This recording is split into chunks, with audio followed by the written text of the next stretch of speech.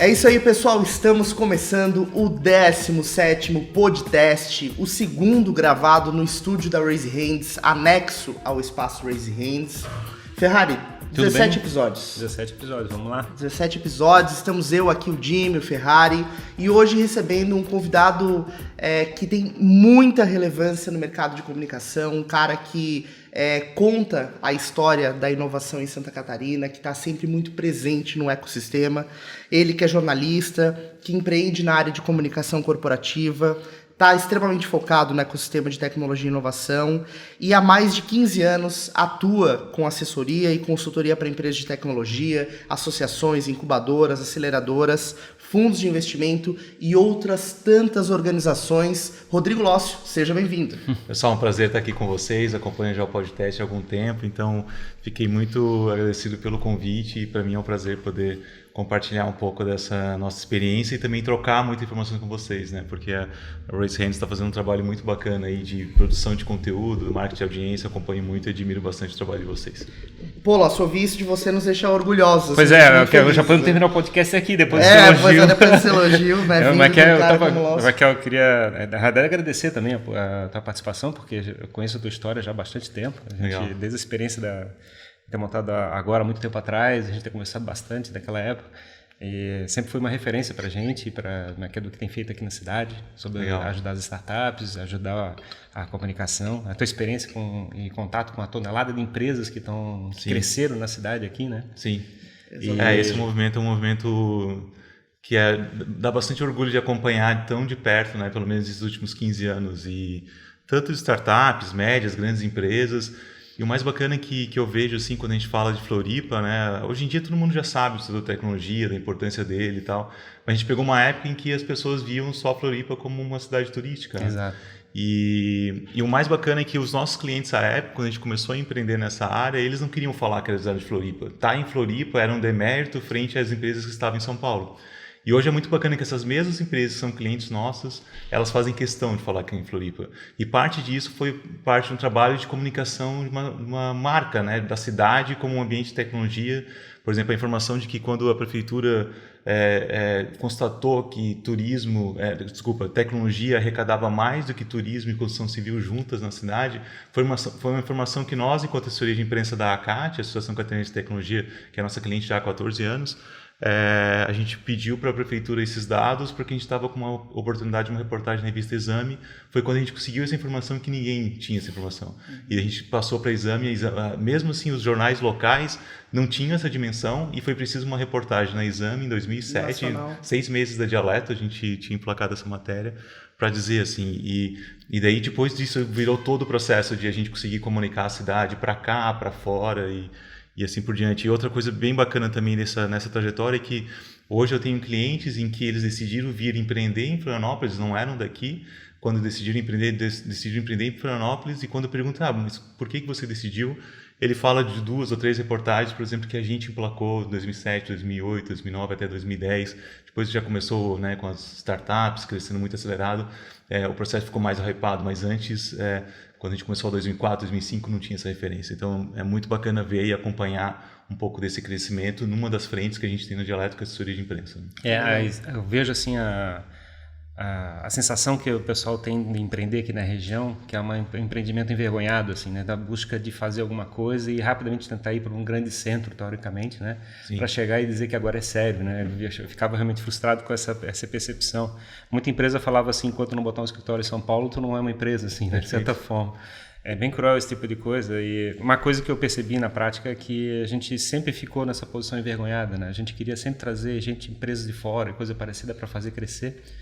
E no final das contas a gente observou que a cidade cresceu exatamente pelas ações empreendedoras do pessoal daqui, né? Claro. Que chegou e fabricou as coisas e ignorou essa tentativa de chegar e ficar envergonhado e simplesmente fabricou com o que tinha, com o pessoal que tinha aqui, Sim. com a qualificação que tinha aqui, com o mercado que podia trabalhar. Quer dizer, não tinha grande problema em lidar com o fato de que é diferente, vamos dizer assim, a Florianópolis é um lugar diferente de São Paulo, que é diferente do Rio de Janeiro, que é Sim. diferente de Belo Horizonte. Com vantagem também de Floripa em relação a todas as outras cidades, que a atratividade para se morar em Floripa ainda é muito diferente, né? E eu acho que o que faz um pouco de sucesso em Floripa é o pessoal daqui, mas também muita gente de fora que vem por conta, hoje, também da tecnologia, mas durante um tempo também por conta da qualidade de vida, que ainda é melhor do que qualquer outro grande centro, né? Ou qualquer outra capital, por exemplo. Então, essa mistura, né, inclusive com estrangeiros, com outras pessoas de fora, eu acho que isso faz muito sentido assim, para o desenvolvimento de um polo tecnológico. Os grandes polos, como o Vale do Silício e tal, eles são feitos por pessoas de fora, né? Tem pessoas da região, mas são feitos. Então, essa mistura, para mim, faz muito sentido. Obviamente que tem pioneiros, né? Eu acho que isso aqui a gente teve muito claramente, trabalhou na Digital, né, que foi uma das primeiras empresas aqui da região, e foi importantíssimo ter essa base, né? E outra coisa que eu tenho falado muito, né? Foi até tema uma entrevista que eu fiz com o presidente da CAT no nosso podcast lá, o Ecosistema, que a gente tem o prazer de a gente ter uma vivência de várias gerações ao mesmo tempo aqui no ecossistema hoje, e isso também faz um diferencial, porque nenhum outro polo tecnológico numa cidade como Florianópolis tem essa questão de a gente ter empreendedores que começaram há 40, 30 anos no negócio e que eles estão convivendo com as startups que estão começando hoje, né? Então, tu pega a Digital, Softplan, Intelbras, essas empresas que são de 30, 40 anos, elas hoje convivem também, seja até como investidores, sejam como potenciais aquisição. Com essa moda de inovação aberta deles, inovação aberta e testando modelos, assim como as grandes empresas, elas têm que pensar como startup e não só assim, tipo, de testar modelos, né? A Softplan tem testado vários modelos de aproximação com startups,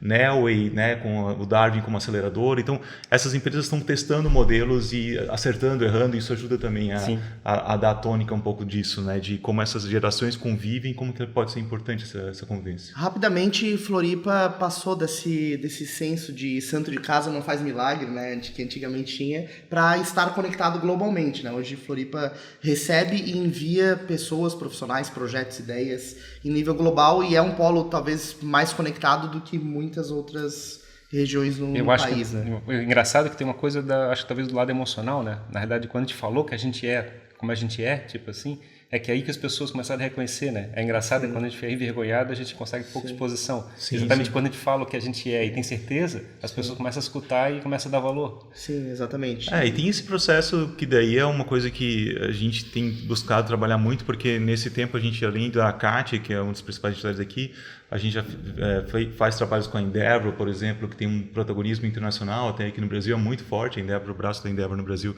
é muito forte, com seus programas de mentoria, de scale-ups e tal. Além disso, entidades, aceleradoras como o Darwin, estão olhando essa visão de ecossistema mesmo, que é super importante, não são só as empresas. Todos esses mecanismos eles também querem divulgar a cidade, atrair empreendedores, né? Tem um desafio muito grande da mão de obra, trazer mão de obra para as empresas. Hoje, grande parte das empresas às vezes não crescem mais rápido porque ainda tem desafio de atração de mão de obra, e essa é uma temática que a gente trabalha muito do ponto de vista de comunicação. Tem um propósito, do ponto de vista de a gente reforçar a comunicação da cidade, e tem que manter isso ativo, né? Mostrar, porque tem vários outros polos se candidatando também, né? Crescendo, se desenvolvendo.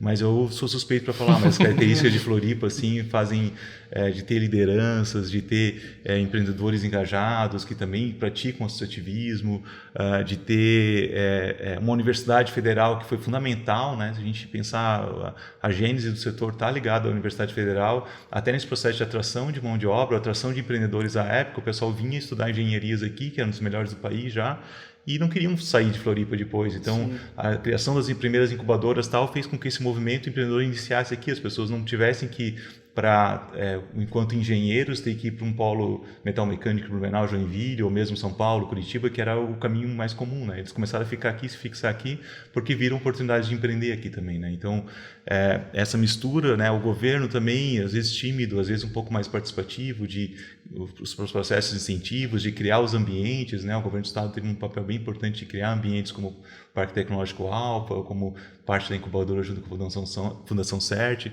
São todos esses elementos que fazem uma fórmula aqui que deu certo e que tem de tudo a continuar a crescer, né? E esses ciclos de empreendedores eles estão encurtando, né? Então a gente teve 2010 mais um ciclo ali, foi anos 90, começo dos anos 2000, e agora 2010 a gente já tem, nesses 10 anos, né, terminando a década esse ano, já temos 2 ciclos de grandes empreendimentos de startups a partir de 2010, e agora 2014, 2015, com a consolidação do Startup SC do Sebrae e várias outras coisas, esse processo agora está muito acelerado, né? Então a gente vê uma mudança muito rápida da cidade, né? Bem legal, bem legal. E nós todos aqui, né, nós 3 estivemos presentes na última sexta-feira na festa de final de ano da ACAT.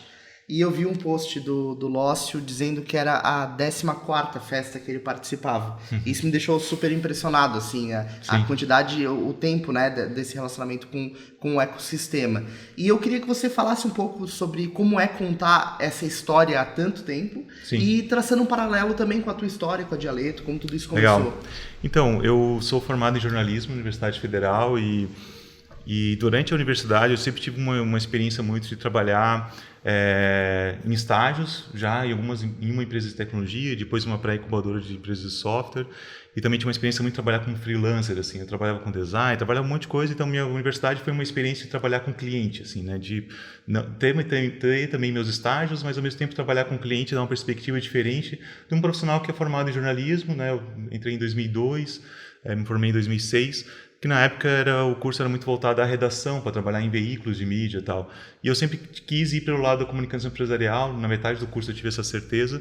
E quando eu comecei a trabalhar nas primeiras empresas de estágio, uma empresa de tecnologia, eu via que eu conseguia unir uma coisa que eu sempre gostei de tecnologia, né? Eu sou de Rio do Sul, no interior do estado, e lá eu tive contato com informática aos 8 anos, programei um pouco na época, mas foi muito pouco.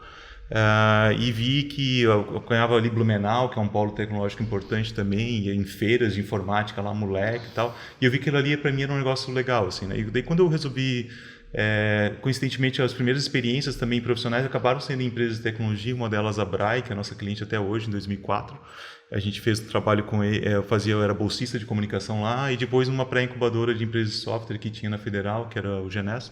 E ali para mim foi fundamental que eu identifiquei que ali eu poderia unir uma competência de formação, que era a comunicação, com uma coisa que eu gostava muito, tecnologia, e me deparei com empreendedorismo por conta da incubadora. Então isso para mim mudou bastante. E 6 meses antes de me formar eu abri uma primeira empresa, a Adriane, que é minha sócia, e mais uma terceira sócia. A gente abriu uma primeira empresa já focada na área de tecnologia. E daí os 2 locais que eu fazia eram bolsista, viraram os 2 primeiros clientes. E uma semana a gente começou a fazer um trabalho para a Softplan. Na época a Softplan estava fazendo 15 anos, né? Ela vai fazer 30 anos no próximo ano. E ela tinha 90 colaboradores, 100 colaboradores, né? Hoje é uma empresa de 1.900 colaboradores, um dos principais. Já era uma das principais na época, ainda é uma das principais do ecossistema aqui. E logo 3 meses depois eu comecei a atender a CAT pela essa primeira empresa, assim, tipo, a CAT estava no processo de transição da comunicação, de gestão e tal. A gente viu a oportunidade, começamos a fazer trabalho para outras entidades também. Na época tinha o Conselho das Entidades de Tecnologia do Estado, hoje não existe mais. A gente, logo no começo, só a tese de a gente especializar o trabalho de assessoria de imprensa para a área de tecnologia já fez um diferencial de mercado, porque já tinham várias outras agências atuando, nós tínhamos trabalhado em outras agências da região. E vimos que tinha um espaço para se ocupar e para começar a contar essa história, né? Essa primeira empresa acabou não indo adiante, a gente identificou diferenças ali de como que a gente estava trabalhando e a gente entendeu que tinha um espaço para continuar a trilhar, então eu e a Adriane abrimos a Dialeto em março de 2007, pegamos parte dos clientes que a gente já tinha ali dentro da primeira empresa, mas focamos nessa tese especialista, né, de a gente trabalhar somente com empresas de tecnologia, e a gente foi percebendo também que esse trabalho era um trabalho de entrar na visão do ecossistema, né, de participar dele, não era simplesmente divulgar a empresa A, B ou C. Né, quando a gente estava bem no comecinho da empresa, que colocamos essa matéria na Exame, tinha várias empresas que estavam naquela reportagem que não eram clientes nossos, mas que a gente identificava como senso de comunidade, pertencer a um ecossistema. Sim. Que para aquele contexto da repórter que ela estava buscando, a gente tinha que buscar exemplos. Né? Eventualmente essas empresas depois se tornaram clientes nossos e assim por diante. Então, naquela época eu tinha muita vontade de trabalhar com as grandes empresas, hoje essas grandes empresas são clientes nossos, né? Tipo Digitro, Intelbras, Nelway, Paradigma, então essas empresas que já eram referência na época, e também a gente teve o prazer de acompanhar várias startups, né, pegar empresas como Machado, que foi vendido para o Mercado Livre, Caort, que foi vendido para Links, a própria Resultados Digitais, que a gente acompanhou desde o início, acabamos sendo a primeira, daí a outra história da Dialeto, né, a gente até 2011, 2012, a gente estava muito focado em assessoria de imprensa, sim, tendo uma visão digital, de como trabalhar conteúdo digital com assessoria de imprensa, e 2012 começou a mudar porque a gente começou a trabalhar também com inbound marketing por conta da RD. Eu tive uma experiência também em um blog pessoal em 2004 que eu criei, que acompanha um pouco minha história empreendedora, hoje ele não está mais no ar, mas para mim foi bem importante que em 2004 eu já mantinha um blog de conteúdo, aplicava as técnicas de SEO, conheci o Jimmy na época um pouquinho mais para frente, né, como olhar SEO E eu já trabalhava com o blog para mim, assim, como uma ferramenta de marketing profissional. Depois eu comecei a estudar o blog como ferramenta de marketing corporativo, numa época, assim, pré-inbound marketing, não, inbound surgiu em 2006. E naquela época eu comecei a ter contato com o Eric, né, o CEO e um dos fundadores da Resultados Digitais. Em 2007 eu fiz algumas palestras sobre como usar blogs corporativos e profissionais como ferramenta de negócios, né? A gente não falava em inbound porque não tinha nem Conceito, né? o conceito existia, mas ainda não estava, né, muito longe. O conceito no Brasil se foi se popularizar em 2014, 2015, né, com a própria RD. Então eu já trabalhava essa visão dos blogs como uma ferramenta de comunicação, da importância de escrever conteúdo, de trabalhar uma coisa que vocês falam muito, a questão do nicho, né, da cauda longa. Esse é um ponto bem importante. Porque ajudava muito algumas empresas a fazer, e eu fiz umas palestras em 2007, numa das palestras o Eric estava presente, e um dos cases que eu apresentava era o case da empresa anterior do Eric, era uma empresa de mobile marketing, né? E eu olhei assim, cara, isso aqui é uma coisa que só que eu não conseguia produtizar. Quando chegou o inbound mais forte aqui, eu consegui, enquanto dialeto, produtizar isso, porque existia uma metodologia mais clara, a forma de se trabalhar o funil de inbound e assim por diante, a importância do conteúdo, que era o nosso core, né? Nós éramos uma equipe de jornalistas, né, produzindo conteúdo para assessoria de imprensa, e a gente viu que aquilo ali poderia ser utilizado para inbound. Então, em 2012, a gente começou os primeiros clientes da Dialeto na área de inbound, e daí nós éramos uma estrutura pequena, de 4, 5 pessoas na época. Hoje nós estamos em 30 pessoas lá no time, e a gente foi vendo também todo esse outro universo, se aprofundando na área de inbound, sofisticando, né? Primeiro era mais produção de conteúdo, depois a gente começou a ter profissionais de administração, de marketing, de publicidade, trabalhando a jornada também, usando as ferramentas, design. Então hoje a gente tem um time bem completo, trabalhando com estratégias de inbound, com foco também em empresas de tecnologia, né? Legal, Loss. Pô, baita. Eu sei que foi muito resumido, né? Nossa, eu falei demais já, desculpa. Não, eu sei que foi muito resumido porque tem muita coisa aí no meio, muita história. E a gente tem tido uma percepção aqui na Raise Hands bem interessante da perda da força dessa mídia de massa, dessa comunicação unidirecional que alguém fala e todo mundo escuta e obedece, né? E você falou pontos muito chave que tem muito a ver com isso, que é a questão do próprio surgimento do inbound, de como criar uma comunicação de nicho, e o ponto justamente de vocês se posicionarem como uma empresa que vai muito além da assessoria de imprensa. Uhum. E eu queria ouvir a tua visão sobre esse momento do mercado e que estratégia você entende que é a melhor e que você tem aplicado na Dialeto para continuar se posicionando como uma empresa que lidera o mercado, uma empresa que mantém a sua relevância, né? Acho que é um ponto importante, assim, né? O legal de a gente ter essas duas visões de assessoria de imprensa e inbound da empresa, em que a gente tenta refletir sempre o como cada área está mudando, né? Então, às vezes, tipo, para muitas pessoas pode achar que a assessoria de imprensa, existe ainda, se os veículos de mídia estão reduzindo, né? Se a gente tem menos opções. Existe, porque tem vários perfis de empresas ainda que a assessoria de imprensa faz muito sentido, né? E também mesmo os veículos reduzindo, não dá para ignorar a importância que ele tem, às vezes, como um tiro de canhão para algumas coisas que ainda pode ser feito. A autoridade dele, né? A autoridade que eles têm, né? Tanto que no próprio podcast com o Fabrício, ele comenta muito de movimento também de empresas, o próprio Eric no último RD Summit, que eu não estava presente, mas vi toda a repercussão. Ele comenta de movimentos de as empresas tradicionais ou empresas de tecnologia comprando veículos de mídia, né? Tu vê, por exemplo, a Amazon comprando, né? O Jeff Bezos comprando o Wall Street Journal, né? E todo movimento de que eles estão comprando a credibilidade. Nessa semana a gente teve a notícia, né, do BTG Pactual comprando a Exame, né, como uma publicação, no mesmo movimento em que empresas de investimentos, né, por exemplo a XP com a Infomoney, né, ou seja, tem uma profusão aí de coisas em que mostram que os veículos eles estão se combinando, né. Obviamente que o que a gente foi identificando ao trabalhar o inbound marketing, principalmente uma ótica bastante de conteúdo, que é muito nosso core e voltado para empresas de tecnologia, as próprias empresas passam a ser suas plataformas de mídia, que é uma outra coisa que vocês defendem bastante aqui também. O seu próprio braço de mídia. Né? O próprio braço de mídia. Então, esse eu acho que é um ponto bem importante que mostra... É o caso do próprio BTG está comprando o Exame, ela está fabricando o braço de mídia dela. Em vez de eles criarem é o jeito mais rápido de fabricar seu braço de mídia. Eles estão comprando, né? Com algum custo, mas uma empresa que, como abriu, que já tinha... tem uma marca. Estava no processo de falência. E é um braço forte e pronto, né?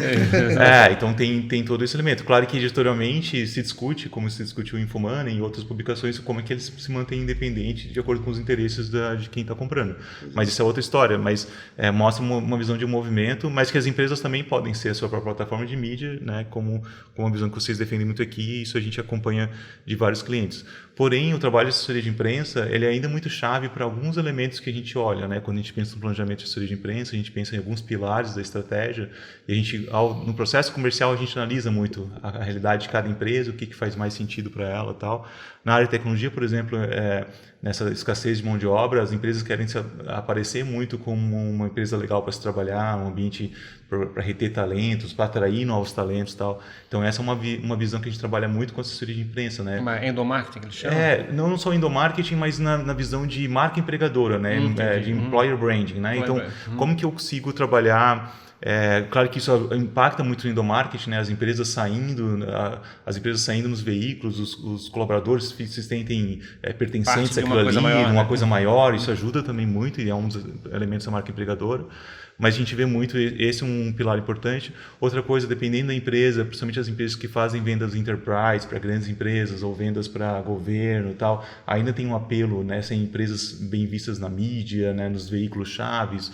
A mídia é formadora de opinião em várias esferas disso, então grandes empresas, quem atende grandes empresas faz muito sentido compor um trabalho de comunicação, porém o que eu sempre falo é que não adianta a gente usar a assessoria de imprensa e usar esse canhão. A gente teve, esse ano por exemplo, a gente teve 3 emplacadas na Globo, por exemplo, né, no veículo TV, tiro de canhão mesmo. Sim, assim, e por conta de todo, claro que foi em assuntos assim sobre empreendedorismo universitário, o outro foi sobre atração de mão de obra, então assuntos que tem que ser mais palatáveis para o público de TV, então a gente adapta muito a comunicação dos nossos clientes de acordo com o veículo que a gente quer atingir.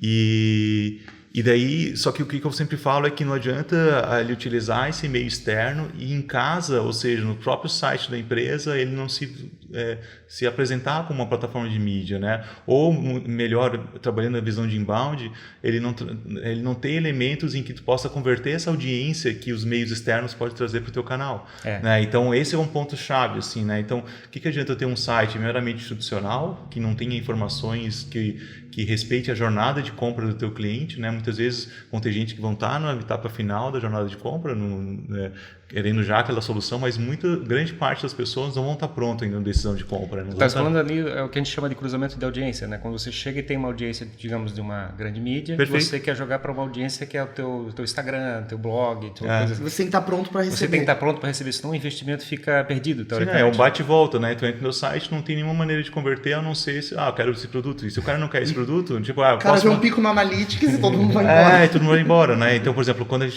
alguns elementos dá para ver como comprovar isso, por exemplo, quando tem uma pauta eu tinha um cliente nosso, isso já faz um tempo, a gente emplacou eles no Bom Dia Brasil, e daí era uma pauta sobre vagas, que eles estavam com o desafio de atrair talentos, estavam contratando gente de fora e tal. Naquele dia que saiu no Bom Dia Brasil, eles tinham uma média de 10 currículos por dia cadastrados no site. Aquele dia deu 1.000 currículos cadastrados no site, né? E depois diminuiu um pouco ao longo dos outros dias, porque a TV é muito instantâneo, mas hoje com os media centers também, dos veículos de mídia no ar, tal, isso impacta bastante. Então, aquilo ali tudo, aquela audiência tem que estar preparada. Então, se o site não tem claramente lá um trabalho conosco, nesse caso, né? Mas mesmo a gente tinha um cliente, por exemplo, a Catamoeda, que é uma startup aqui da região, que faz equipamentos para depositar moedas nos supermercados. A gente placou também eles várias pautas nacionais que deu bastante repercussão. Eles tiveram um desafio muito grande porque começaram a ter pedidos no Brasil inteiro. Então, também entender em que momento e como que a empresa pode utilizar de forma estratégica é uma coisa que a gente foi aprendendo muito, né? E aí, em todo o nosso processo comercial, principalmente com startup, entender qual que é o momento-chave e o que tu tem que preparar antes, né? Como tu prepara a casa antes para depois colocar. Então, essas experiências de como utilizar a assessoria de imprensa conectada com o inbound, como eu distribuo o conteúdo da estratégia de inbound utilizando a assessoria de imprensa, como que a assessoria de imprensa também ajuda a drivar um pouco o trabalho de inbound, essas coisas a gente tem experimentado muito, né? A gente pega, por exemplo, os conteúdos mais acessados, se o cliente já tem uma estratégia de inbound consolidada, 2, 3 anos fazendo conteúdo ali de forma frequente, eu já consigo ver quais são os assuntos que estão sendo mais buscados e utilizo isso como estratégia para a assessoria de imprensa. Porque, teoricamente, e daí eu consigo com um pitch para o jornalista falando assim, olha, esses conteúdos aqui estão sendo mais buscados, essas palavras-chave, para o jornalista e para o veículo de mídia também é importante olhar a audiência, olhar o que está sendo mais trending e assim por diante. Então, todas essas experiências a gente tem toda hora tentado experimentar, como conseguir conectar, entendendo que cada empresa tem um ciclo, cada empresa tem um momento e que ferramentas que façam mais sentido para ela em cada momento, né? Esse ponto que você colocou, Lócio, da empresa estar preparada, né, para receber a audiência, é um ponto, uma tecla que a gente bate muito e é uma das coisas que a gente entende que o marketing de audiência resolve, né? Porque é justamente o ponto de você ter uma comunidade ativa, de você ter um público no entorno daquele assunto conversando, e quando essa mídia externa gera uma enxurrada de potenciais leads ou de pessoas vindo, já existe um ambiente para receber essas pessoas. Então ali dentro da comunidade você tem pessoas que estão no começo da sua jornada, pessoas que já estão buscando consumir aquela solução. Então, eu ia até comentar sobre essa questão, que o conceito que o pessoal tem praticado mais do ponto de vista de inbound marketing é uma estratégia de topo de funil, né? Chegar e fabricar lead para poder fazer um landing page, gera um processo de captura do e-mail para poder chegar e fazer um processo de pré-venda, depois para venda. E o que a gente tem observado como estratégia para fazer a redução do custo de aquisição é você trazer o público para a audiência e fazer o cultivo daquela audiência para que ele fique mais avançado no funil de vendas. Você não chega e bota no topo do funil, e sim chegue mais próximo do processo da compra final. Sim. Ao ponto do cara poder levantar a mão e fazer a compra naquele momento. Tu consegues ver essa transição acontecendo, ver esse processo de gente caminhando? Eu vi algumas empresas que já tem uma postura que já fala assim, cara, o funil meu funil já roda quase sozinho só pelo processo de audiência que eu tenho. Claro. Eu acho que é tudo o processo de construção de fato de audiência e entender assim. Eu ainda acho assim, acho que as redes sociais elas conseguem acessar mais rapidamente essa audiência, tu cultivar, criar esse relacionamento, ao mesmo tempo que a gente tem a ilusão que essas redes sociais são nossas, né? Tipo, porque a gente sabe que aquela rede social é do Facebook, do Instagram. Se ele muda as regras da noite pro dia, a gente perde aquela audiência. E isso já se mostrou em vários momentos, tipo, audiências que as pessoas tinham negócios em cima do Orkut, por exemplo, eles morreram naquele momento, né? Literalmente você constrói uma casa no terreno dos outros, né? Assim, então, e uma coisa que eu sempre falo, que o site da empresa, o domínio da empresa é dela, literalmente. Sim. Claro que o Google muda os seus algoritmos toda hora, que impacta, acabou de mudar agora recentemente, que impacta claramente a questão da audiência, mas aquele conteúdo, aquela coisa é da empresa. Então, sim, as redes sociais é uma forma de alcançar, de manter, de engajar, isso é super importante. Mas ao mesmo tempo a gente não tem bala de prata, tem que ir trabalhando as ferramentas juntas, porque em alguns momentos elas vão cair um pouco, pode trabalhar outra, e eu acho que o grande ativo que as empresas constroem quando elas têm o seu próprio portal de conteúdo, o seu próprio blog de conteúdo, o que for, é um ativo que é muito mais perene, na minha opinião, assim, para desenvolver. As redes sociais têm uma forma muito importante de distribuir esse conteúdo, né? Tipo, distribuir de formas diferenciadas, com vídeos, né? Com áudio, outras coisas, elas podem ser utilizadas, mas eu ainda acho que tem uma importância grande tu trabalhar e cultivar o teu próprio canal. É a mesma coisa que eu falo, por exemplo, para os meus clientes de assessoria de imprensa. Tu está também buscando uma mídia espontânea, né? Fora dos teus espaços, mas como tu está aproveitando essa audiência quando ela chega para o teu canal. E o teu canal é sim também as redes sociais, mas o teu canal mais exclusivo é o teu próprio portal. Sim. Obviamente que eu, enquanto dialeto, eu trabalho muito com empresas que trabalham sob o modelo de negócios B2B, né? Então é uma outra realidade do que o B2C. O B2C tu tem que ir muito mais uma estratégia. Mais perto do cliente. O custo de aquisição é muito determinante. As redes sociais elas têm um papel importante, né? Mas ao mesmo tempo a gente sabe que as redes também criam movimentos de integrados com mídia paga para tu aumentar o teu alcance, né? Tu tem que chegar e colocar. Mas obviamente que a consistência que tu trabalha na questão de conteúdo, a frequência, a qualidade do conteúdo, ele ainda também consegue combater um pouco essa questão dos algoritmos que estão tentando cada vez mais colocar. Então, daí é uma coisa que vocês falam super bem também, né? Tu não ficar no teu conteúdo trabalhando só questão de produto, né? Mas tu conseguir criar uma audiência gerar valor, né? Gerar valor e entregar conteúdo que seja de qualidade. Né? Sim, a rede social, ela, na realidade, um ciclo de vídeo de uma rede social hoje em dia está em torno de 5 anos. Então Sim. Você chega e passa para o MySpace, Facebook, para o Orkut, e vai indo. TikTok, essas coisas tudo nova. Então, assim, você não pode pensar que vai construir uma casa em cima do terreno dos outros e vai ficar feliz daqui a 10 anos. Assim, realmente tem que estar preparado para ficar o tempo todo movendo território. Porque tu tem que ficar onde a tua audiência está consumindo conteúdo, não adianta. Tem um ponto-chave assim, que o marketing de audiência defende muito, que é o seguinte, né? Você justamente não colocar todos os ovos na mesma cesta. Né? É você diversificar a tua comunicação e as pessoas perguntam, tá, em quais redes sociais eu tenho que estar presente? Em todas. Especialmente as que os teus clientes... Quando eu falo B2B é isso, assim, né? Eu preciso estar em todas? Preciso. Mas ao mesmo tempo, assim, quais que tu vai dar mais ênfase, exato. né? É onde que o teu público... O 80-20 do Pareto lá. Exato, onde o teu público possa estar. E uma coisa também que daí é um pouco... Daí depende muito do mercado, né? Reforçando a minha visão B2B... além de ter o teu próprio ativo, o e-mail ainda é um ativo muito grande para empresas B2B. Eu vou fazer o teu comentário, assim, porque eu tenho visto bastante gente simplesmente desconsiderando a caixa de e-mail, né? Mas ao mesmo tempo, assim, se a gente traz para uma visão B2B, cara, ainda tem... Obviamente que tem maneiras de comunicação mais modernas, como o WhatsApp, alguma coisa assim, que pode colocar... Por isso que tipo, tu pode diversificar, mas entendendo um pouco a tua persona e como tu atinge ela. Né? Grande parte dos nossos clientes... A gente atende algumas empresas SaaS, mas grande parte dos nossos clientes eles são empresas com vendas complexas, ciclo de venda longo, então é o grande característica dos nossos clientes, inclusive de inbound. E nesses casos, não adianta, o e-mail ainda é um ativo de relacionamento, porque é onde tu conecta, onde tu consegue ver a evolução do funil, tu conecta com pré-venda, tu conecta com CRM, tu consegue ter um tracking de aquisição, tu consegue identificar, dimensionar o teu custo de aquisição de cliente. Então, a gente tem vários cases, a gente consegue mostrar isso. Né? No caso B2B, é evidente que tu não consegue rodar uma empresa sem usar o e-mail. É evidente. Né? O B2C... Os negócios acontecem por meio do e-mail. A empresa não consegue ficar sem o e-mail, ela precisa disso ainda. O B2C é que está caminhando para uma visão ainda que está cada vez menos relevante o uso do e-mail. Muita gente abandonando a caixa de e-mail. O profissional liberal, por exemplo, um dentista, um médico e tal, que ele ignora o WhatsApp como canal de comunicação e e-mail, esse público não tem, né? Tu quer ter a resposta imediata.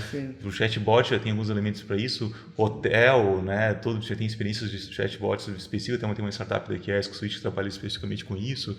Mas tem que ser multicanal, né? Não adianta criar só no site da empresa. Tem que permitir o WhatsApp, tem que permitir outras formas de se comunicar com isso. Então, certamente tem diferenças, né? E a minha experiência enquanto dialeto é muito B2B, então eu sou um pouco mais enviesado em cima disso. E daí, falando um pouco também da jornada, do funil, eu sempre falo, às vezes as empresas querem trabalhar já meio e fundo de funil, mas ainda não criaram audiência no topo, né? Sim. Então tu tem que olhar o topo, e o topo não é só o conteúdo inicial, superficial, o topo é respeitando toda a cauda longa de quais palavras-chave que eu consigo distribuir de topo, que eu consigo entender a jornada de compra daquele cliente e pensar em peças de conteúdo que vão fazer sentido a cada um. E quando a gente fala em peças de conteúdo, tem uma conexão muito forte com o que vocês defendem distribuir mais conteúdo, porque, por exemplo, quando pensa um podcast em si, até pela forma de distribuição, ele é uma ferramenta de geração de leads de forma direta, porque eu não deixo o meu e-mail para assistir esse podcast. Porém, se eu estou numa jornada de compra com o meu cliente, ele é um conteúdo muito de meio de funil, assim, né? Porque para alguém que já está engajado, às vezes as pessoas falam topo, mas eu acho que podcasts, ferramentas são mais de meio para eles. O cara que se propõe, que a gente chama, né? Que são conteúdos mais densos que você já está na audiência, né? Não é o cara que chegou agora que vai consumir, ele já tem um relacionamento. E o cara que fica aqui assistindo a gente durante 50 minutos, uma hora, é o cara que ele está interessado nesse tipo de tema, né? Ele é diferente do cara do topo de funil, que ele vai ter o primeiro contato com aquele conteúdo, pô, isso aqui é conteúdo legal, ele vai a outro post e assim por diante, assina a newsletter e vai ter essa experiência de colocar. Na nossa estratégia, a gente vai pegar aqui um grande gancho, alguma frase que a gente escutou aqui, né, dentro da conversa, e vamos pegar aqui, digamos, 1 minuto, botar no Instagram e vamos ver se a gente captura a atenção daquela pessoa. Perfeito. E joga lá para o conteúdo longo. Inclusive uma estrelinha para você que está nos ouvindo até agora nesse longo e daí é interessante tu olhar um pouco a jornada do cliente, e daí uma coisa que eu gosto muito da estratégia de inbound, principalmente em vendas mais complexas, é tu criar novos pontos de contato, tu permitir pontos de contato com o teu cliente. Daí as redes sociais podem ajudar um pouco disso também, mas o próprio newsletters, né? A gente tem casos de clientes em que tinham um ciclo de venda de 9 meses e que os clientes que passaram em algum momento por uma jornada de conteúdo nossa, que a gente consiga traquear, obviamente que daí o portal as redes sociais às vezes é mais difícil, mas o site da empresa, por meio de cookies, a gente consegue acompanhar ali pelo lead tracking, acompanhar como é que está fazendo.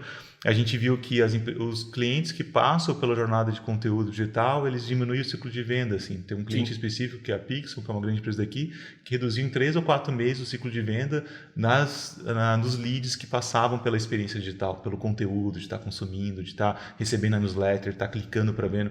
Por quê? O cara começa um ciclo de venda, tipo, não está pronto para te comprar agora, ainda mais uma solução corporativa, que tem um ticket médio, às vezes, de 200, 300 mil reais ano, tal. Tipo, é uma solução mais parruda. Então, não é na primeira abordagem que o cara vai comprar. E o vendedor não pode ficar também todo dia ele colocando. Agora, o marketing, nesse caso, ele serve uma ferramenta para ir alimentando aquele lead, educando aquele lead. Acho que outra coisa fundamental da jornada de inbound é aprendizado, né? Tu entender quem é a tua persona, sim, entender qual que é a dor que ela tem, como é que ela consome conteúdo em cada momento da etapa.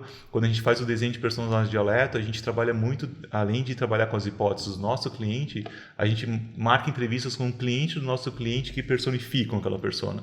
E daí eu tento entender que tipo de conteúdo, se aquela persona para mim falar que ele consome conteúdo no TikTok, para aquele cliente eu vou ter que tentar pensar em como distribuir conteúdo lá. Obviamente. Só começando o comentário, a newsletter nada mais é do que um produto de mídia. Você está produzindo mídia, de certa forma. Então você está fabricando uma audiência acima do processo de comunicação.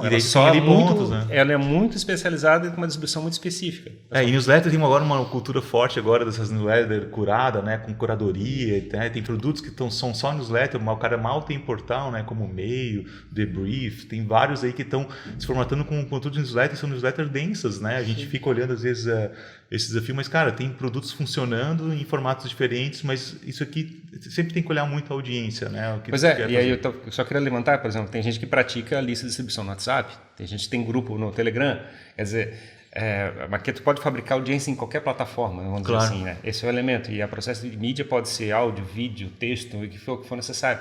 O ponto realmente é descobrir dentro da cauda longa, mas que é a tua forma de fazer aquela comunicação única onde você defende a tua audiência. Perfeito.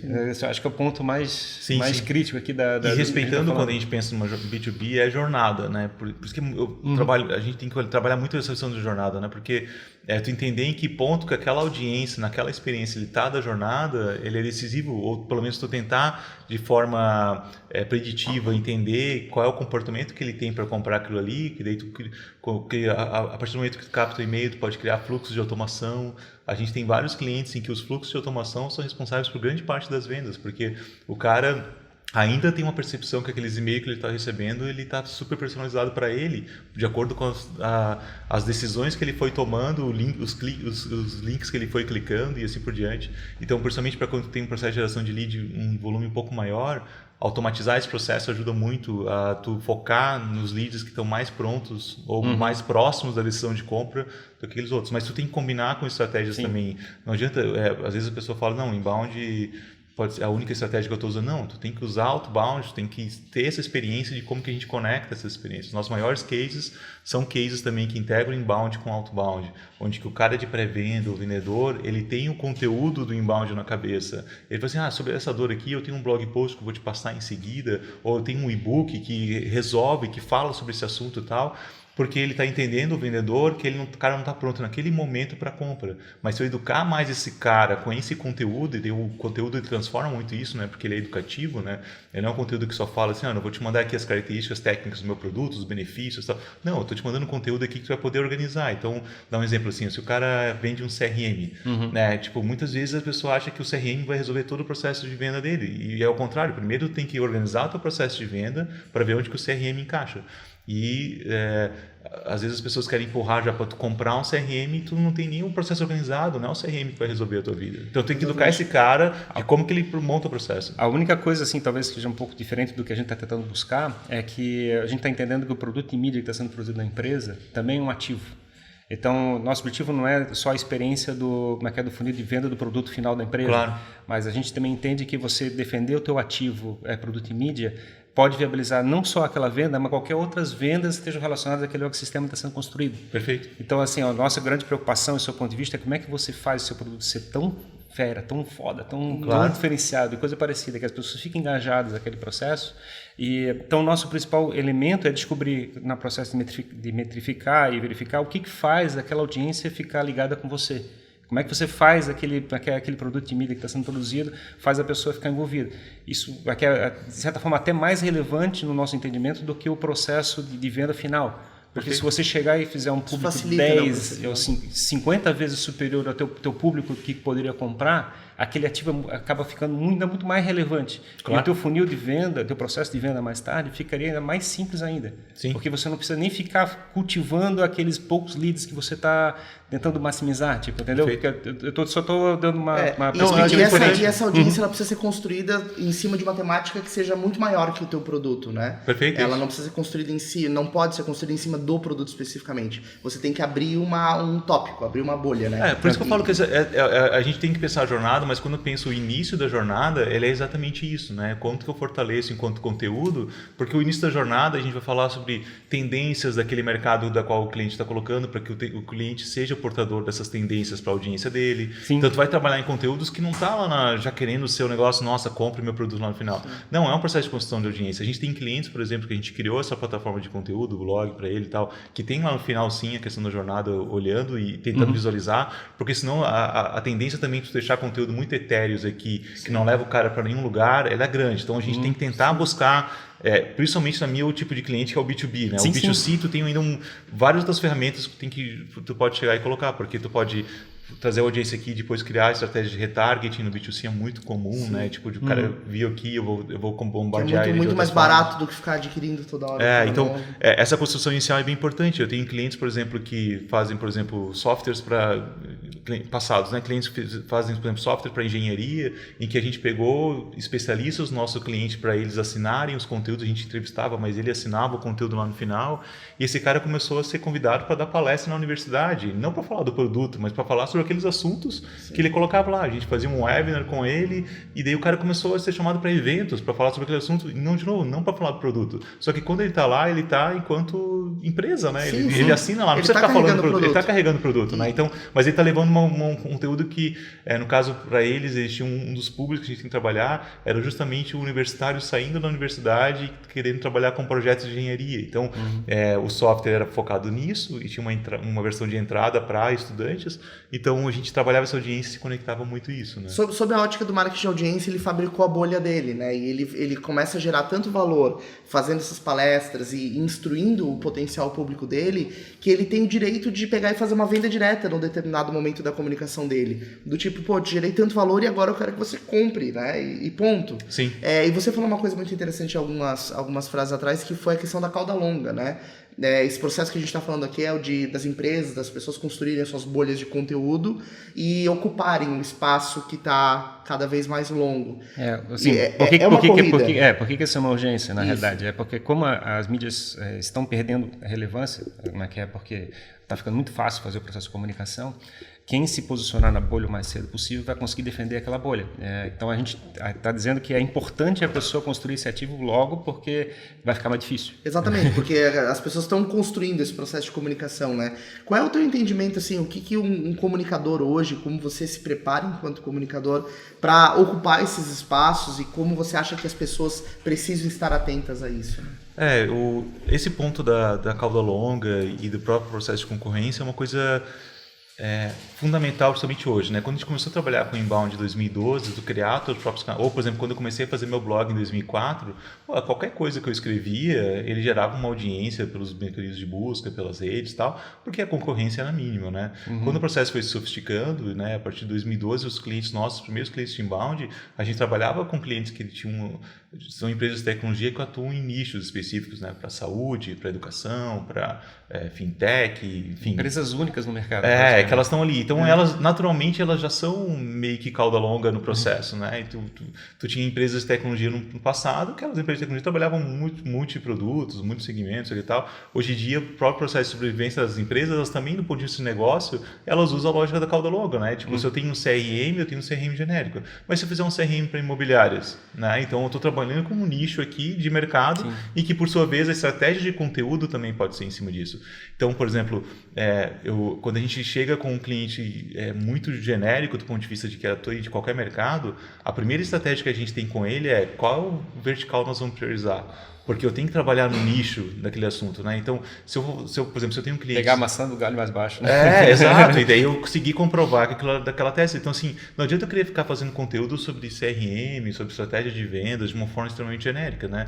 Por exemplo, a Exact Sales é a nossa cliente, né? A principal plataforma de pré-vendas e sales enablement do Brasil. Nossa estratégia lá tem os conteúdos que a gente já tinha no passado, que a gente reotimizou para trabalhar numa visão mais horizontal, mas o grande trunfo nosso hoje é trabalhar as audiências de nicho, né? De como trabalhar pré-venda na indústria, como trabalhar pré-venda na indústria farmacêutica. Ou seja, eu vou pegando dentro da cauda longa das palavras-chave, aquelas que faz mais sentido para eu diversificar minha audiência e distribuir ela melhor. Ou se o meu cliente trabalha num nicho específico, por exemplo, a gente atendemos um CRM imobiliário, por exemplo, a gente entender quem são as pessoas, quem decide no processo de um CRM imobiliário, entender a jornada dele e começar a escrever esses conteúdos de nicho. Então, para mim, hoje, pensar a cauda longa e pensar plataformas de conteúdo de nicho é a sobrevivência, porque a capacidade de concorrência que tu tem entre um veículo de mídia ou alguém que já está fazendo conteúdo há muito tempo é muito diferenciado. Então, tem que trabalhar sobre um viés de algum assunto que esteja mais próximo do teu perfil de cliente que precisa alcançar para poder ter mais sucesso no menor espaço de tempo, porque não adianta eu querer concorrer com alguém que já está fazendo conteúdo há 5, 6 anos e não olhar meu nicho onde que eu posso ter mais potencial. Você achar a sua bolha, né? Tanto tu enquanto comunicador, ou a tua empresa quanto cliente, ou a tua empresa como você como profissional de marketing de uma empresa, tentar buscar esses caminhos, e às vezes as respostas já estão dentro, né? Tu segmenta a tua base de clientes, vê onde que tem mais densidade de vertical e começa a trabalhar essas densidades verticais que faz muito mais sentido, porque ainda as pessoas tendem a querer fazer conteúdo para todos, né? E enquanto que a gente tem que pensar de forma mais assertiva em cima disso, né? É um troço curioso, porque na realidade a gente tem uma dificuldade séria no processo de comunicação de falar o que a gente quer falar e não sobre o que o público quer escutar, né? Essa é a primeira grande mudança de mentalidade que as pessoas têm que aprender no processo de mídia, né? É como é que você faz alguma coisa que não seja para você, né? Tem um gráfico, pirâmide esqueci o nome, Chat Holmes, eu acho. Que ele mostra assim, tipo, de toda a pirâmide, o topo da pirâmide, 3% da tua audiência está pronta para comprar teu produto agora, né? Tipo, daí outros 10% eles considerariam comprar o teu produto. E daí, assim, a grande base, tipo assim, 40% das pessoas não tem nenhuma ideia do que eles querem comprar, não sei o que e tal. Então, assim, às vezes as empresas ainda fazem conteúdo só para quem está lá no topo, para os 3%. Sim. E quanto de conteúdo que eu tenho aqui que eu possa produzir para eu já começar a chamar a atenção dele, criar minha audiência aqui, para quando eu quiser levar ele lá para lá, ele já está mais educado. Daí é aquela questão de vocês reforçam bastante, né? Tipo, de tu já criar um elemento em que tu já está tão consolidado do ponto de vista de naquele nicho, naquele foco que tu está colocando, em que o processo de venda de produtos se torna um pouco mais natural, né? Então, mas eu só queria chamar a atenção da questão particular de entender que o produto em mídia é um produto também. Claro, perfeito. Quando você faz um produto, você não faz um produto para você, faz um produto para o mercado. Tem as qualidades, as features, as facilidades que você bota no teu produto para satisfazer o teu cliente, não para satisfazer você, certo? Claro. Então, na mídia é o mesmo problema, certo? Você tem que produzir um conteúdo que não seja para satisfazer que as pessoas comprem, né? Sim, que tu olha o teu público e que sabe o que o teu público está querendo. Exato. E vai lá e vai trabalhar isso. E no ponto de vista assim, de startup, que é o mercado que você está muito próximo, quando uma empresa está começando, tudo é desafiador, né? Tudo é desafio para uma startup. E sob a ótica de comunicação, na tua experiência, assim, qual que você acha que é o maior desafio de uma startup ou no que uma startup deve investir energia nos primeiros dias, assim, só tá o cara com a ideia dele e um sócio, assim.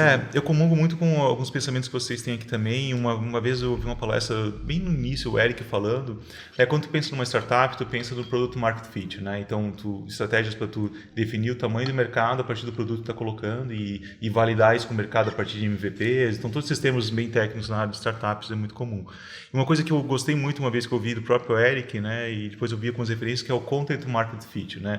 Ou seja, tu começa a distribuir um tipo de conteúdo e ver o interesse da tua audiência naquele tipo de conteúdo. E aquilo ali pode acelerar, por exemplo, o desenvolvimento de uma feature nova na tua startup e assim por diante. Então, isso, claro, num processo já onde tu já tem uma audiência sendo colocada, tu começa a escrever conteúdo e tu vê que tem demanda para aquela audiência. audiência. Esse é um ponto já numa startup que esteja um estágio na frente. Mas eu acho que quando estou iniciando, principalmente a startup entender o propósito dela, né, o quão ela é nichada, o quanto está colocando, o processo de começar o conteúdo o quanto antes é o primeiro passo, né? Porque tu já pode começar a criar os teus primeiros blog posts, né? Pegar até exemplos, a própria Resultados Digitais, ela começou um ano antes com um blog sobre marketing digital. Sim. Tinha página no Facebook também. No caso deles, assim, já tinha uma visão do que eles queriam lá na frente, mas eles estavam começando a educar uma forma diferente de fazer marketing digital, que o inbound marketing não era conhecido até a época, o que a gente pensava nesse processo de olhar um funil de inbound e começar a trabalhar. Já tinha um monte de marketing digital, já existia há bastante tempo no Brasil, mas eles foram trabalhando uma ótica de conteúdo do que eles defendiam, né, enquanto coisa, e eles olhavam lá para frente um produto que eles queriam trabalhar para essa audiência que eles estavam criando naquele momento. Então, eles começaram a audiência um ano antes de lançar a plataforma, um ano e meio antes de lançar a plataforma. Então, acho que é um exemplo importante que as startups podem, no estágio inicial ainda de validação do produto no mercado, já ir começando a construindo essa audiência. É o meu caso, por exemplo, aliás, um contra-exemplo, né? Todas as minhas experiências passadas, como o teu perfil técnico, eu sempre fui um cara técnico, eu sempre passei por esse processo, onde o processo comercial era uma etapa final lá, depois que o produto está pronto e coisa parecida, que o equipamento é show de bola, que é espetacular, que não sei o quê, agora como é que eu faço o cliente querer saber que existe aquele produto? Ou seja, você desperdiça a oportunidade de aprender com o cliente como o teu produto pode ser melhor. Então, e já cativar uma audiência, por exemplo, a gente atende a Cianet. A Cianet é uma empresa que trabalha com equipamentos para provedores de internet. Em determinado momento eles estavam para lançar uma solução de IPTV para provedores de internet, né? A gente já tinha uma estratégia de conteúdo em curso, tal, que a gente foi, mesmo antes de eles lançarem o mercado saber, a gente lançou um material de os passos para você montar uma operação de TV dentro do seu provedor de internet. É o conteúdo de meio de funil, não era muito fundo e nem muito topo, né? Porque já pegava uma audiência específica que a gente já tinha. 6 meses antes a gente lançou esse e-book, e quando eles foram lançar o produto no mercado já tinha uma base de 1.000 contatos de pessoas que, se baixaram aquele material, é um provedor de internet que tem alguma intenção de trabalhar com operadora de TV.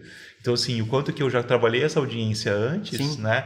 E daí tem outros elementos que conectam com a assessoria de imprensa. Muitas vezes a gente pensa na exclusividade da assessoria de imprensa e tem que distribuir, é importante. A assessoria de imprensa trabalha muito com eu dar um exclusivo para o jornalista vai dar mais destaque para aquilo. Mas o quanto que o meu canal, eu já estou, por exemplo, otimizando algumas palavras-chave, fazendo conteúdo sobre aquilo ali, que quando eu vou utilizar a distribuição, quando a pessoa vê uma matéria na TV, o cara tem um comportamento de segunda tela, de buscar no Google aquela informação e meu site já está preparado para aquilo lá, porque eu já otimizei aquela palavra-chave. Então, a pensar esse processo de conexão e olhar a tua audiência e tu começar antes ajuda depois a tu colher melhor lá na frente, né? Então, para mim, respondendo de forma objetiva, as startups, desde o momento zero, elas já têm que pensar numa estratégia de conteúdo, porque hoje elas já trabalham com um recurso de capital inicial pequeno, né? Elas têm que validar rapidamente as hipóteses que eles têm, e conteúdo é validar hipóteses, na minha opinião. Distribuir conteúdo, ver se a audiência está interessada naquilo ali, se ela se engaja com aquilo ali, já é uma métrica que tu pode acompanhar junto com todas as outras métricas de validação do produto. Então, são elementos que as startups elas já estão com esse mindset cada vez mais forte, né? Porque elas têm que olhar processos sustentáveis de geração de leads, elas não podem ser muito intensivas de compra de mídia no início, então elas têm que ir criando uma audiência que seja mais orgânica, que respeite um pouco o momento de cada empresa. Então, acho que é fundamental. Eu recomendaria realmente começar rapidamente um processo de usar Instagram ou Facebook, ou talvez quer preparar um blog interno. Uma startup deveria começar rapidamente um processo de comunicação. Eu acho que tem que perder aquele vergonha dizendo assim, o meu produto não está pronto, ainda não terminei de fazer e coisa parecida, mas a autoridade já tem que ser construída naquele momento, já tem que começar a fazer o processo. Se o propósito dessa startup já nasce forte, né? Sim. Às vezes tem algum desafio ainda que a empresa está muito ainda, se permite pivôs muito grandes, né? Então, talvez ainda seja um momento de, quando o cara tiver certeza que aquele caminho é um pouco mais fácil. Mas assim, até no processo de comunicação, fazer um pivô e trabalhar a narrativa no processo de comunicação desse pivô, ele também é um conteúdo. As pessoas ficam engajadas com aquele processo. A sua experiência de vida é um troço bacana para ser contado. Então, o ponto é o seguinte, perder a vergonha de não passar a imagem de que você é perfeito. E você está preparado para fazer uma comunicação mostrando todas as tuas vantagens e desvantagens, teus defeitos. Mostrando a cozinha, como a gente diz, né, Ferrari? Exatamente. Mostrando a cozinha. Perfeito. Legal mesmo. E você, Lócio, acompanhando assim a história de muitas startups desde o zero, né? E deve ter muito orgulho de muitas histórias que você viu nascer, né? e deve também ter visto outras tantas de desafio, de superação.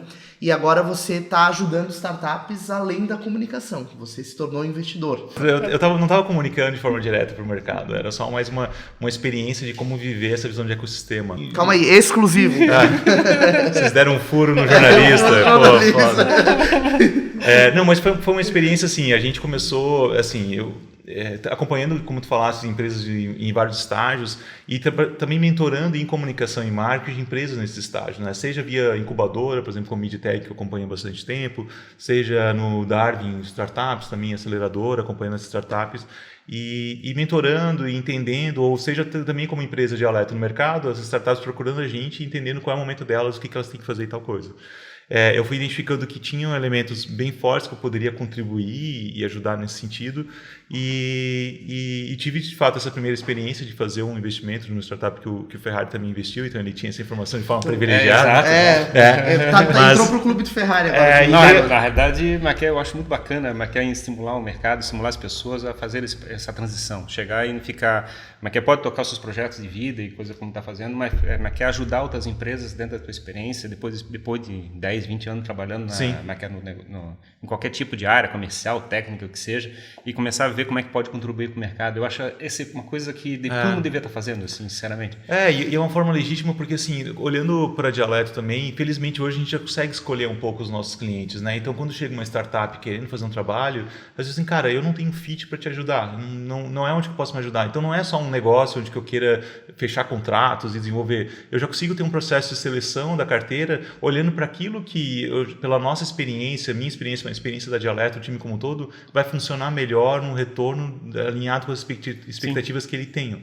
E o processo de investimento ele é um pouco disso também. Obviamente que tu escolhe quem tu vai querer investir, onde que tu tenha mais um processo de empatia, seja com os empreendedores, seja com outros investidores, como foi o caso dessa oportunidade dentro da rede de investidores anjo da CAT, que eu já acompanhava indiretamente, ajudando a comunicar, divulgar e tal.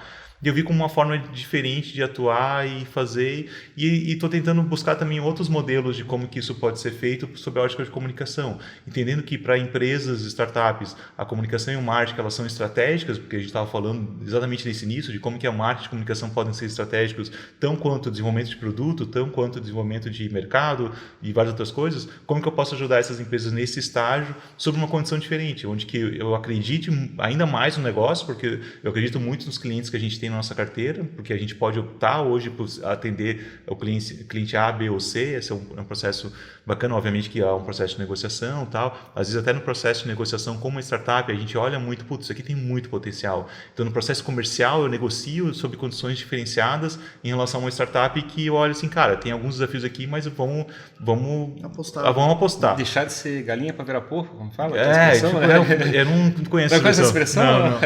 É que a galinha bota o ovo, ela participa, né? Perfeito. Mas o porco, ele dá o bacon, né? Ele se compromete.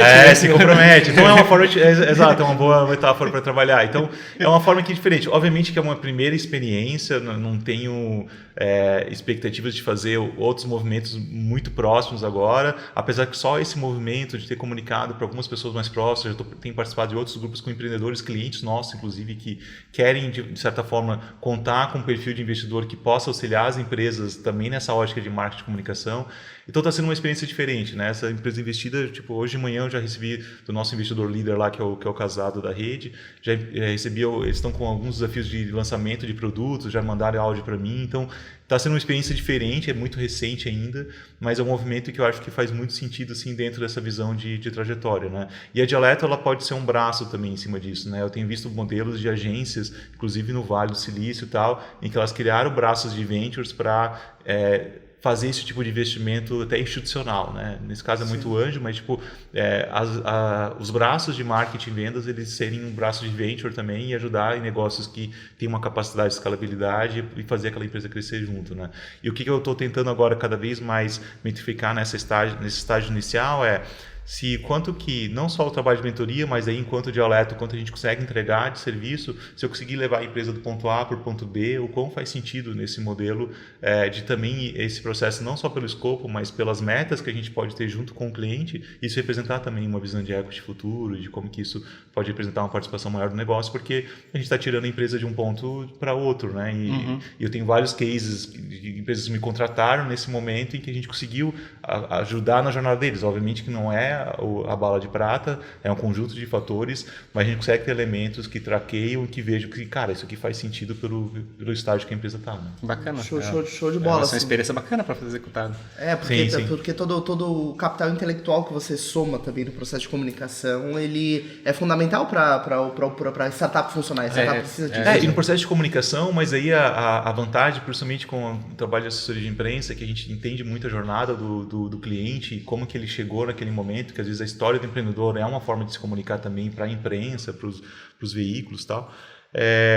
Os momentos de decisão, os pontos chaves que ele teve ao longo da trajetória deles, que nem foi de comunicação, mas foi de estratégia de negócio, a gente acompanhei pivôs de startups que depois foram vendidas por 25 milhões de reais. Sim, né? sim. Eu acompanhei momentos de decisão do empreendedor com o investidor, em que eu estava ali presente acompanhando e via as dores que estavam lá, que isso aqui também é história para eu levar para outros negócios. Claro, né? é bagagem. É bagagem. Então, é por isso que eu gosto tanto do processo de investimento anjo, assim, diferente de seed, diferente de fundos e coisas assim. O anjo, mas ele tem capacidade de botar um smart money que tu não consegue em lugar nenhum, né? Sim. Tipo assim, você chegar e pegar gente com qualificações de tudo quanto é tipo e botar dentro de uma empresa para fazer diferença.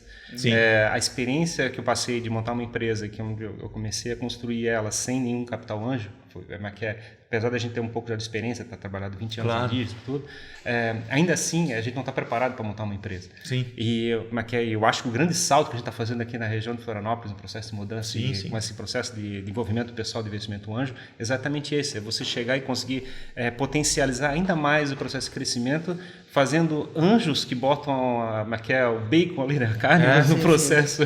E o anjo traz atalhos, né, cara? Tipo, o anjo muitas vezes traz atalhos, cara. Tipo, e não só atalhos, como ele também, uma função de anjo também é intermediar conflitos, né? Então, enquanto sociedade, a gente já tive 2 empresas, né? Tive sociedades, é um desafio, né? Tipo, de como tu vai colocando. E às vezes tem uma pessoa à parte, de fora, que também faz parte do negócio, é o porco da história, né? Mas faz parte do processo, ajuda nesses momentos de chegar, de colocar, que é fundamental para a trajetória do empreendedor. Então, eu vejo que certamente tem muita coisa ainda para acontecer e para mim o movimento investidor anjo aqui na cidade, que não se encontra em várias outras cidades que tem polo tecnológico, é outro ponto para mim de maturidade do ecossistema, né? Porque são empreendedores que já tiveram sua trajetória, né? Que já saíram às vezes de empresas, estão só investindo, são empreendedores que ainda mantêm seus negócios de referência na região e também estão apostando em novos negócios. Isso para mim é ponto de maturidade do ecossistema, quando a gente consegue criar uma rede e sofisticar essa rede, inclusive, né? Tu tem a rede, a CAT já criou a CAT Investimentos, que já reúne os outros fundos de investimento aqui da região que estão atuando, as corporates estão chegando, querendo investir, mas querem investir num ecossistema, não querem estar sozinhas, elas querem investir às vezes... junto, né? Alguém junto, que tem um fundo local, ou mesmo uma rede local que possa ajudar.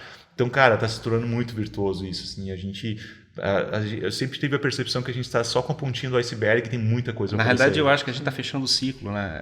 Que a cidade ela sempre tentou importar as coisas que ela achava que não tinha. E, na realidade, ela começou a crescer e montar todas as estruturas no tempo dela, com os recursos dela. Então, a gente começou com o pessoal fazendo tecnicamente produtos, então pessoas capacitadas por causa pela experiência que veio da faculdade. Daqui a pouco começaram para os empresários começaram a crescer a maturidade, começaram a tocar os negócios.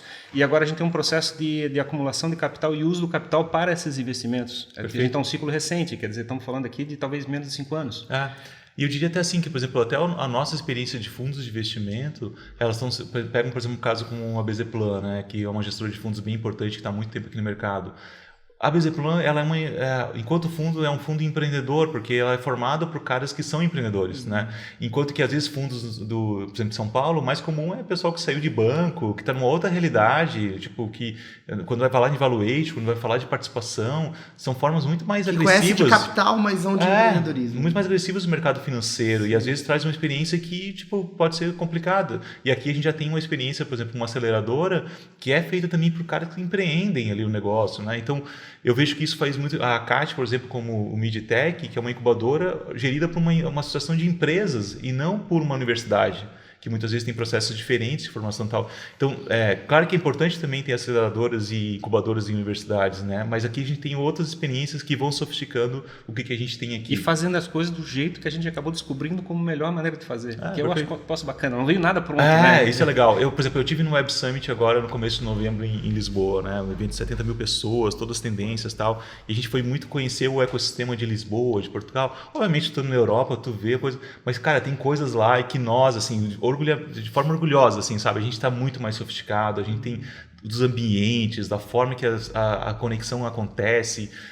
Obviamente que a comunidade europeia é muito grande, mas Lisboa é um país de 10 milhões de habitantes, né? Do tamanho do Rio Grande do Sul. Então, assim, tipo, a gente tem muita coisa que a gente está fazendo aqui, é muito mais sofisticado com eles, com muito menos recursos. Né? Pensando numa lógica de startup, que tu tem que usar o capital de forma muito inteligente, a gente conseguiu aprender a utilizar com muito menos recursos, formas muito inteligentes de criar um ecossistema de referência, assim, sabe? É uma coisa que vai acontecer daqui a 20 anos, né? Imagina então, o que muito vai louco. ser daqui, cara. Isso está acontecendo no sentido assim, tipo, tá vindo um movimento muito grande de empresas de fora, né? O Mercado Livre compra e cria um centro de desenvolvimento aqui, Peixe Urbano, né? Várias grandes empresas, HostGator, investindo na região e tal. Então isso vai ser muito virtuoso, assim, né? O grande desafio é manter esse ecossistema junto, forte, né? E que essas empresas que venham, elas não venham num sentido de não participar do ecossistema, né? De se integrar a esse ecossistema, né? Não é uma questão de a gente ser bairrista, não é isso, mas é tipo o quanto que vi que pode compor e dar mais sofisticação, trazer outros tipos de pessoas para cá, outros tipos de investimentos, né? Então eu vejo que a gente tem muita coisa para acontecer ainda e é muito legal acompanhar de perto. Né? Legal. Pô, eu tenho certeza que quem está nos ouvindo encheu um caderno de insights a essa hora, né? Porque realmente quanta coisa legal da história e quanta coisa legal que as pessoas podem começar a colocar em prática agora. Sim. E, Lócio, a gente sempre deixa uma mensagem final para quem nos ouve. E eu acredito que a mensagem final de hoje ela precisa ser direcionada para o cara que está começando uma startup. Eu acho que é esse cara que a gente tem que motivar a iniciar o seu processo de comunicação, de entender como o produto funciona. Então, o que você deixaria de mensagem assim, para esse cara de luz no fim do túnel? Eu vejo assim, né? Outra coisa muito característica forte do nosso ecossistema são os eventos, tem muita coisa que acontece. Então, para mim, startup é inspiração, assim, né? Então, tu precisa se inspirar em outros negócios, né? E há pouco tempo atrás, ao se inspirar, a gente tinha que ver os empreendedores do Vale, nós tínhamos que olhar para fora. E o mais legal, bacana que a gente tem hoje aqui na região é que eu posso me inspirar no cara do meu lado, o cara que eu estou almoçando, ele está na mesa ali do lado e que eu posso me inspirar. Então, eu acho que participar do ecossistema e querer empreender é participar do que está acontecendo, né? Então, nós temos os meetups do Startup SC, nós temos os eventos da ACAT, né? Aqui no Sorro, por exemplo, acontecem vários eventos que pode se conectar com outros empreendedores que estão, às vezes, no mesmo estágio de colocar, às vezes, nesse se conectar pode surgirem outros negócios, né? Junto. Os meetups da Raise Hands.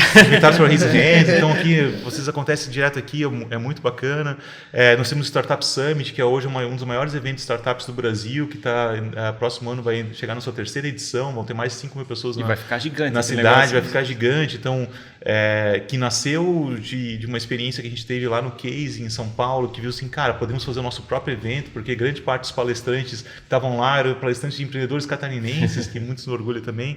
Então, eu acho que para quem está começando startup, eu acho que participar, não ter medo de fazer o pitch da sua startup, mesmo que não tenha nada, esteja só no papel, porque aquele crítico que tu vai receber naquele momento, né, tu não ficar tão apegado à ideia e sim à tua capacidade de executar, isso é fundamental. E não tem vergonha, né? Porque na realidade, não tem vergonha, a óbvio. quantidade de cafés que eu já fiz com o pessoal explicando, assim, mas meu pitch não está pronto, eu não fiz meu PowerPoint. Cara, conversa, vamos trocar ideia, eu te dou algumas ideias. E, tipo, quando eu resolvi abrir minha primeira empresa, eu tinha a ideia de criar um espaço de conteúdo para o ecossistema, tinha, assim, assessoria de imprensa e tal, e só com um pitch, assim, de 3 meses de empresa, o fato de eu ter lá apresentado uma coisa no papel já me permitiu conectar com outros. Eu comecei a atender a CAT por conta disso, por exemplo. Tipo, cara, eu apresentei uma ideia lá, eles acharam interessante, mas que me quiseram pelo outro trabalho que a gente fazia e a gente foi tocando. Então, não ter vergonha, eu acho que... Dá chance para a oportunidade acontecer. E criar os ambientes de conexão, né? Hoje em dia, eu sempre participei e participo ainda muito ativamente de qualquer evento da cidade, assim, a agenda sempre é muito escassa, então a gente sempre tenta encaixar, porque, cara, ali tem oportunidade de conectar, né? Por exemplo, eu queria muito ter vindo nos outros meetups que teve aqui, e eu moro aqui perto, só que nunca conseguia e tal. Pô, na última vez que eu consegui vir no primeiro aqui, a gente se conectou, teve a oportunidade de marcar agora o podcast, então... Eu vejo a importância de participar de eventos é um primeiro estágio, assim. E às vezes eu acho ainda também que alguns empreendedores deixam às vezes de participar porque tem desafios lá, mas cara, ali às vezes tem uma dor. Outro dia eu estava no... Mas assim, eu sou um exemplo também da mesma situação. Eu também tenho vergonha, tenho dificuldade de me apresentar. Eu sou um cara de perfil técnico, tive que aprender a me expor um pouco mais. Eu entendo essa situação, gente, mas assim, cara... Não, e hoje tem esse mecanismo que ir pra cima. Isso permite a se apresentar, porque, por exemplo, é nesse ambiente que tu conhece um investidor, é nesse ambiente que tu conhece alguém que pode te ajudar naquele negócio, que eu possa conectar com outro empreendedor que tem um negócio totalmente diferente, mas passou pelo mesmo problema. Então, para mim, começar uma startup é tu ter conexões que possam te ajudar a trazer vários atalhos. E, obviamente, que ao mesmo tempo que tu vai desenvolvendo a tua ideia e botando ela em prática, tu constantemente está redesenhando e definindo seu propósito, né? Porque a partir do propósito que a gente trabalha qualquer estratégia de comunicação, de marketing, a empresa tem claro a razão dela existir, né, e de como que a empresa vai perdurar, e não é ter uma marca, né, é ter na essência qual é o propósito dela, tu consegue depois desmembrar. Só vai falar que o propósito é ganhar dinheiro, né? Exato, vai ter que pensar numa forma muito mais aberta e que, como é que tu gera valor para a sociedade, né? Que mova as pessoas, né? Que permita, por exemplo, trazer o teu primeiro funcionário, o teu segundo funcionário em cima daquela promessa que aquela empresa possa ter, né? Então acho que isso é bem, bem importante. Show de bola, Lossi, show de bola. E eu tenho certeza que todo mundo que está ouvindo agora vai abrir o Instagram e vai começar a te seguir. Onde as pessoas podem encontrar você e a Dialeto? Meu Instagram é bem fácil, é Lócio, Lossio. Baita usuário, hein? @Lócio. Eu tento sempre pegar o primeiro Lócio, depois às vezes não consigo, né? O TikTok eu não consegui, por exemplo, mas também não tô lá também. Mas o @Lócio sim, e o da Dialeto é dialeto.com, né? Dialeto com 2 T's, com.